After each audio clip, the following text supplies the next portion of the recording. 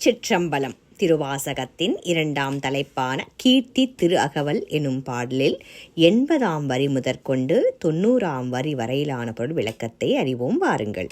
மறுவார் குழலியோடு மகிழ்ந்த வண்ணமும் சேவகனாகி தின் சிலை ஏந்தி பாவகம் பல பல காட்டிய பரிசும் கடம்பூர் தன்னில் இடம்பெற இருந்தும் ஈங்கோய் மலையில் எழுது காட்டியும் ஐயார் அதனில் சைவன் ஆகியும் துருத்தி தன்னில் அருத்தியோடிருந்தும் திருப்பனையூரில் விருப்பன் ஆகியும் கழுமல மதனில் காட்சி கொடுத்தும் கழுங்குன்றதனில் வழுக்காதிருந்தும்.